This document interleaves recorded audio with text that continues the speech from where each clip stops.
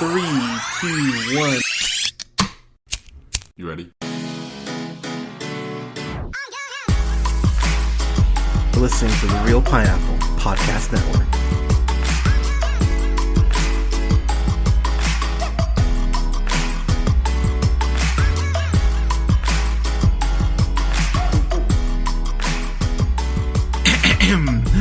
Good evening, ladies, gentlemen, theys, and gays. This is the Real Pineapple. This is your humble host, Hunter, here. I've got a breakdown for the upcoming start of Phase 5 for Marvel Studios in Ant-Man the Wasp, Quantumania. They just released their first trailer. I'm really excited to talk about this because there is for me, a shocking amount that could be going on in this. Obviously, it's a teaser trailer or the official trailer, but we'll get one more trailer before this comes out. What's kind of crazy just from jump is we are less than 4 months away from this coming out. This comes out in February 17th, 2023. So we're already under 4 months. And you know what? Awesome. I actually wish... Look, I love me some Marvel Studios, and I just love comic book shit in general, but I love what Marvel's put out. I really, for the most part, enjoy like 90% of what they put out. I think they rarely miss, but one thing I really do wish they would do is less trailers. Give me an official trailer, give me maybe a second trailer, and just leave it at that. You've already got my money, you've got my time. You don't need to put out, 8 trailers and like 5 TV spots. Like, you can hold some cards close to the vest. You don't need to show me everything. For the most part, this trailer really doesn't show you a lot, which I really dig. Obviously, we'll get one more trailer before the film goes out, at least one more trailer. Yeah, let's kind of go ahead and jump into this. So I'm going to go through just some of the things I noticed. I'm going to jump all around on this trailer, so I apologize in advance. But the big thing I want to just point out is Jonathan Majors, King the Conqueror, at the minute 36 mark, we get this really cool tease of how he looks, and you can see the way that the universe is literally beaming down on him. It's very classic King the Conqueror, and Jonathan Majors. I know the internet is still thirsting over those Men's Health photos, but it's crazy that you look at Jonathan Majors from Lovecraft, and he goes from that show to Creed 3, which is coming out next year, to Ant-Man the Wasp. And actually, now I think about it, I think Creed is in March, and this is in February, so we're gonna be seeing a lot of Jonathan Majors to start off 2023, which. Hooray. Jonathan Majors is a shit. He's one of the best actors we have in the game right now. And he really... One thing I've talked about on the show quite often is... I'm going to dog on Ezra Miller here because Ezra Miller's been terrible. I wish that these people who took on these roles understood what they meant to people before they did it. Which is one of the reasons why the Ezra Miller shit pisses me off so bad. Is because you're going to have... literally millions of people, watching your performance, watching your portrayal and go, oh my God, and be so enamored and be so happy that you're bringing one of the characters that they love or hate. You're going to go ahead and be responsible for bringing them to life. If you look at some of the interviews Charlie Cox has had, he's talked about the fact that he understands that it is a responsibility and how grateful he is for the fans. And I really just wish everyone, whether, it's a Marvel property, DC property, independent comic property, whatever. I really wish people would kind of take that way more to heart before they went ahead and just took on these roles that they may not even want to take on. So I'm really happy that Jonathan Majors is Kang. It's fascinating how the purple and green costume, the very comic accurate costume, looks on Majors at the 206 mark. So here's where Kang is going to be very interesting to me. We obviously know Kang is bad. It's just a matter of when that shoe's going to drop. Since this kicks off Phase 5, even looking at Kang at the 206 mark, you see the scars on its face. This is clearly Kang the Conqueror. This is This isn't He Who Remains. This is, the Kang that was out conquering, destroying, killing. And that brings me to Michelle Pfeiffer, gorgeous Michelle Pfeiffer, who again is playing Janet. And what I love about her, just in the few bits we get of her, she's scared. She's legit scared to go back to Quantum Realm. Now, obviously, she was stuck down in Quantum Realm for, 30 years? I wouldn't want to go back down there either. But 2, it does have a very much of the, sins of the mother type thing of, oh God, what did you do? She even talks about the fact that, she didn't tell her family everything. And so, because we already know that time works differently in the quantum realm, I'm paraphrasing, but Ant-Man talks about the fact in Endgame how he was down there in the quantum realm and it was, the equivalent of like a couple days time in our world versus, years in the quantum realm. So I'm wondering, and it does make you wonder, how much crap did Janet get into?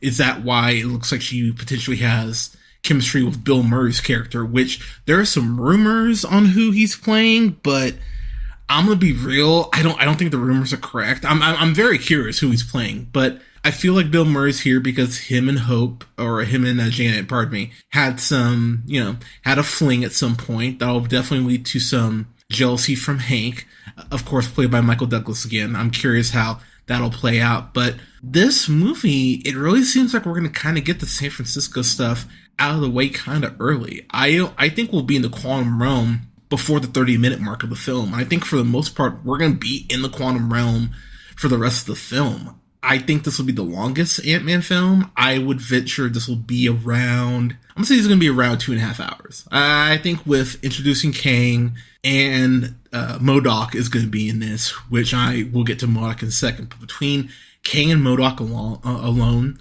I think a 2.5 hour movie is way more plausible than not. And can we just take a second to appreciate Paul Rudd? I mean, it's crazy to me to think that we're about to be in 2023. We've gotten 3 Ant-Man films. We haven't gotten 3 Superman films since Man of Steel was at 2007. If you could go back in time to 2006 and go, I would bet you that, put a bet down and go, I guarantee you that Ant-Man will be a trilogy before Superman.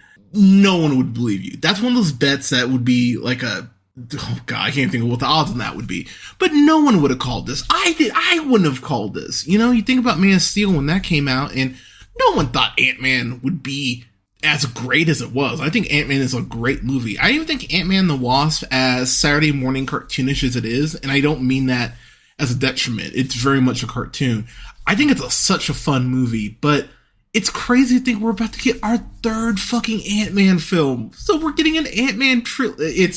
It's wild. It really is wild to me to think that we're getting an Ant-Man trilogy. But yeah, let's take a second to give some props to Paul Rudd, because I talked about it during our review of Endgame, which, you can of course listen to, but I was really impressed with Paul Rudd because for the first hour, he's the person who's on screen the most, and he has to carry so much of the emotional weight and yet fill in the audience on what's going on as far as the quantum realm and everything.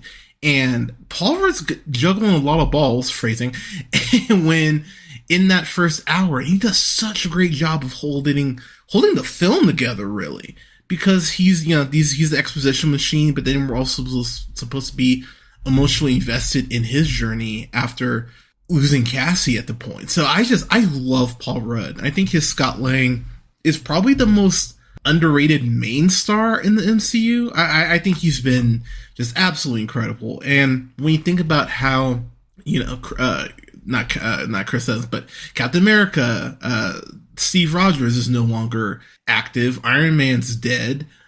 Thor is off-world. The world doesn't know about the Guardians of the Galaxy, at least to the extent of like the Avengers. So there's not even an Avengers team active right now. So Scott, almost by default would be the most approachable Avenger. And so seeing Scott, feeling himself a little bit, admittedly, it's great to see the employee of the century, the employee of the century flack at the 8-second mark at Baskin Robbins. I love so much how Baskin Robbins feels like the mafia in the first Ant-Man. I just think that's the funniest thing. And they bring back his old manager who fired him. I love that. I love that so much.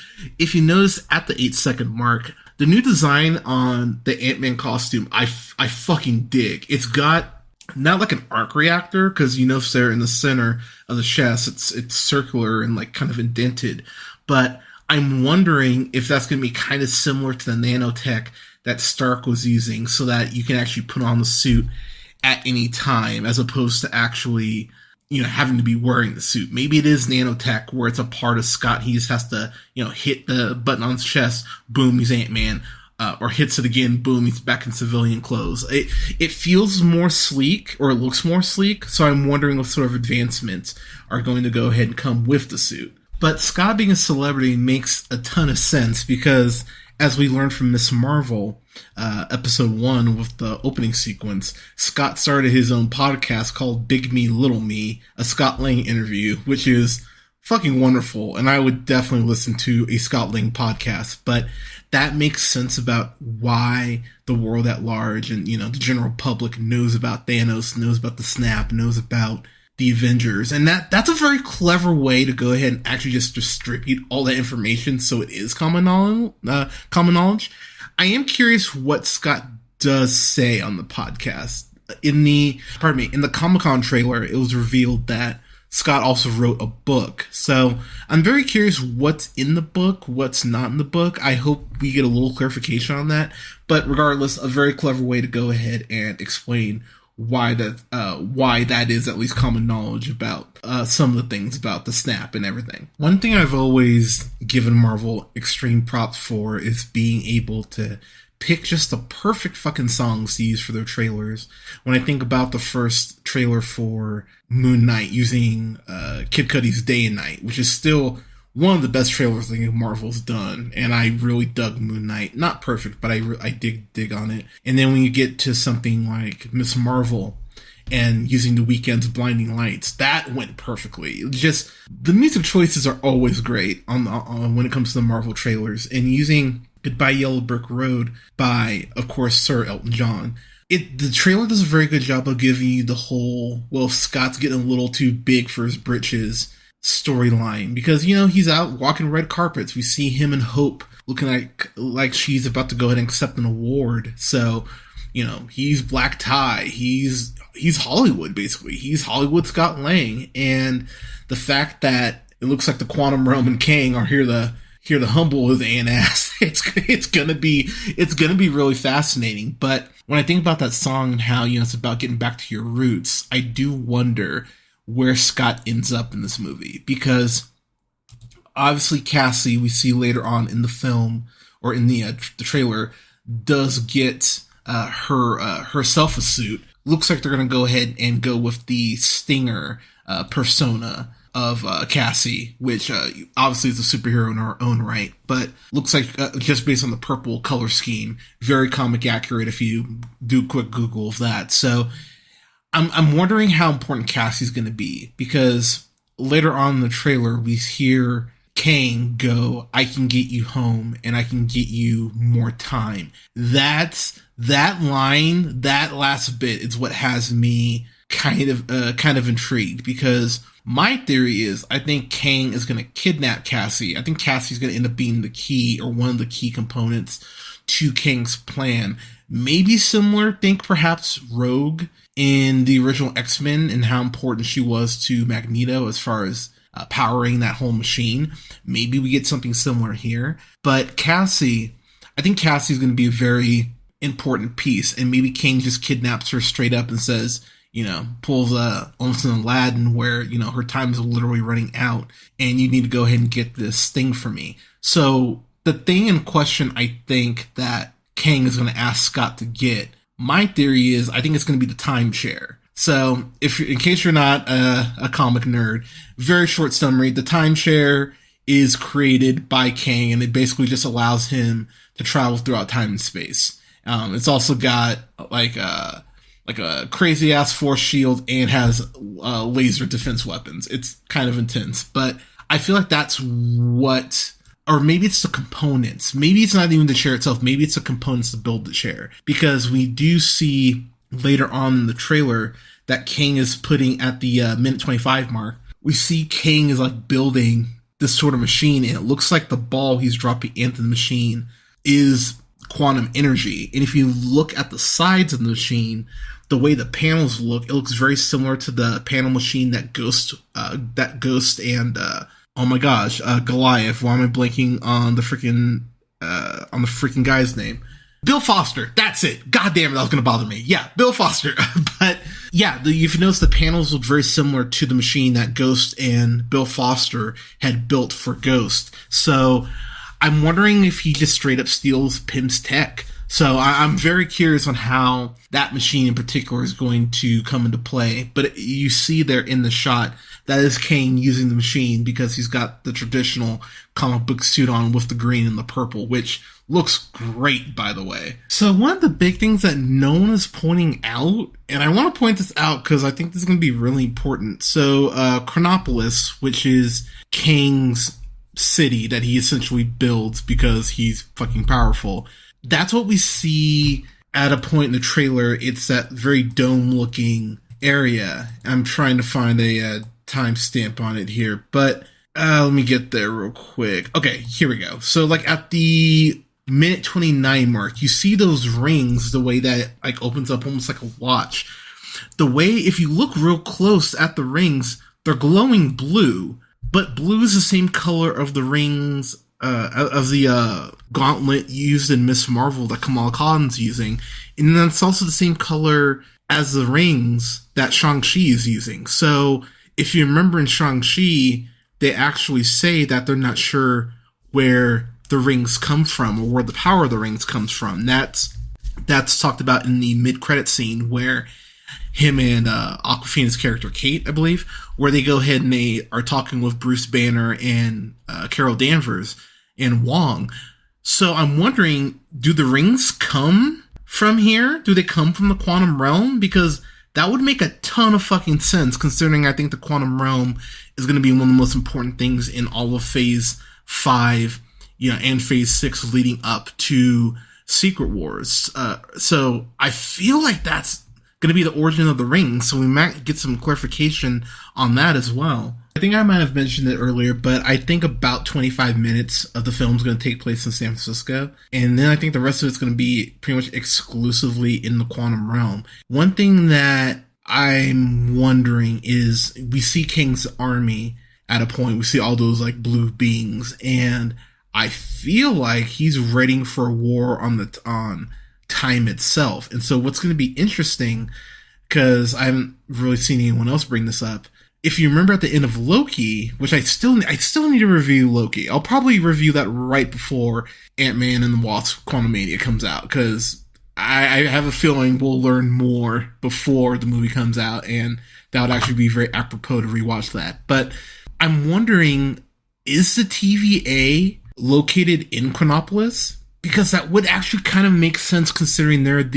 really the beacon or the haven of like all the timelines, and more specifically the sacred timeline. So that would make sense. The other thing that I'm wondering is Miss Minutes, who is voiced by the lovely Tara Strong. We know that she, in talking to, Ravonna in the show, we know that she said that, he has a plan, and gave her like this book, it looked like, with, a lot of important prominent shit in there. I'm wondering, was Miss Minutes, because she was clearly working for He Who Remains, was she working for this version of the King of the Conqueror as well? Was He Who Remains, did he kind of almost send this book back to himself to give King of the Conqueror more knowledge? I'm wondering if they're going to go ahead and tie the TVA thing in. And considering Loki Season 2 is rumored to come out next summer, and this is coming out in February, timeline-wise, that would fit and that would track. So keep an eye out for Miss Minutes. I think there's going to be more TVA crossover in this movie than maybe we were thinking. So 3 more quick things I'm going to point out. So 1, in particular, if you notice I'm trying to find the timestamp of it, but there's this point where Hope looks like she is going into this cavern, and there's marks, there are markings on the wall, and it looks very celestial. It looks straight, the hieroglyphics look straight out of Eternals. And so I'm wondering, how are they going to connect Eternals? Because, they did talk about the fact their Eternals would be back, and them showing up in the quantum realm, or them having ties to the quantum realm, considering their godlike power, would make a ton of sense. It's the minute 41 mark, by the way. But yeah, if you look down the left-hand side, those hieroglyphics, those look straight out of Eternals. So I'm wondering if there's going to be a connection there as well. We do already know from leaked promo footage that we are getting MODOK in here, and MODOK looks very different than his comic accurate depiction of him. And so what I'm wondering there is that Corey Stoles? Is that Darren Cross? Is that his machine?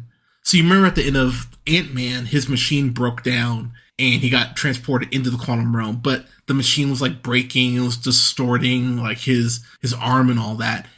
Is he MODOK?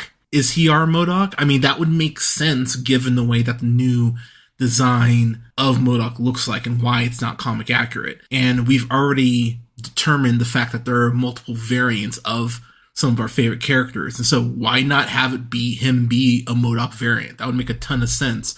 And considering how Scott kicked his ass, that would give him all the reason in the world to go ahead and try to keep him in the quantum realm, or even kill him in the quantum realm. The movie, or the teaser here, is definitely teasing a conflict between Scott and Cassie. And when I say conflict, it feels like Scott is being so swept up in the fame of really being the last, Avenger. And the fact that that's something that happened with Hank when it comes to Hope, as far as him being so possessed with trying to find a way to get Janet back home, that he neglected his daughter. Does Scott fall into that Hank Pym trap? Do we get that parallel of Scott being so overcome with fame and, the bright lights, that he forgets why he's Ant-Man in the first place? That is a story and an arc that you could tell very easily, and that's something that I know Paul Rudd is a great enough actor to go ahead and pull off. You notice in the back half of the trailer, there's really not a ton of fun. And when I mean ton of fun, there's not a lot of jokes, there's not a lot of giggling. It does feel like this is going to be more serious. And honestly, considering what Kang is and the sort of threat that Kang poses, the film's getting more serious makes a ton of sense. So yeah, I'm very curious how Scott's journey is going to kind of wrap up here, potentially wrap up. And the last thing I want to point out, just because I love how the shot is done, at the minute 51 mark, you'll see Paul Rudd running, but you notice that there's like a version of Ant-Man in front of him that looks like it's dissolved and torn apart, similar to the way Reed Richards was by Scarlet Witch in Multiverse of Madness. And then if you pause there at the minute 52 mark, you see Paul Rudd, Scott Lang, but then you count 1, 2, 3, 4, 5, 6, maybe 6 other Ant-Men. So maybe we get to see young Hank Pym right here. Maybe we get to, I'm very curious, we could get multiple variants of Scott Lang right here. And the fact that it's under a red light, if you look at the top of the bottom, top right of the screen, pardon me, you'll notice kind of the way that opening looks. It looks similar enough to Kang's machine earlier on in the trailer, the quantum machine that he was powering. So maybe Scott shrinks down as small as he can to go ahead and try to disrupt the machine. Last thing I'll point out, the minute 56 mark is our best shot of comic accurate Kang the Conqueror. And I love how this fucking looks. It looks haunting. It looks grim. It looks gothic. Jonathan Majors is going to kill this role. I'm so excited to see what Jonathan Majors is going to do with this fucking role. Just seeing interviews with him, he really does seem ready to show the world what he's going to go ahead and bring to this role. And considering we get King for multiple movies, I'm so excited. I cannot wait. And then, actually, okay, last thing I'll point out, I promise. So the fact the trailer ends by Kang going, so what's it going to be? Pause. Ant-Man. I love that because it feels like he's feeding into Scott's ego right here, because one of the first jokes we get is, someone calling Ant-Man Spider-Man, which, haha, that is funny. But considering what Scott did in Endgame, I'm sure he's like, why the fuck can't you guys get my name right? So Kang kind of leaning into Scott's ego there by, really leaning to the whole I need your help aspect. It's going to be very fun to see how Kang potentially manipulates Scott, manipulates the rest of the Ant family.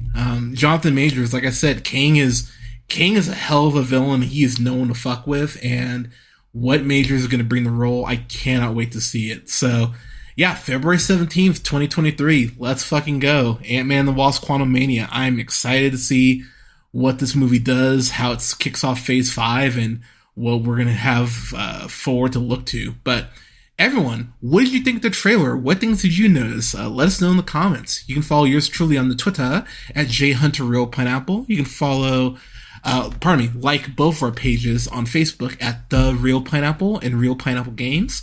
Don't forget to like, share, subscribe, rate, comment. It definitely helps the podcast out. You can find us on SoundCloud, Apple, Google Podcasts, Podbean, Stitcher, iHeartRadio, Spotify, Amazon Music, TuneUp, and Samsung Podcasts at The Real Pineapple.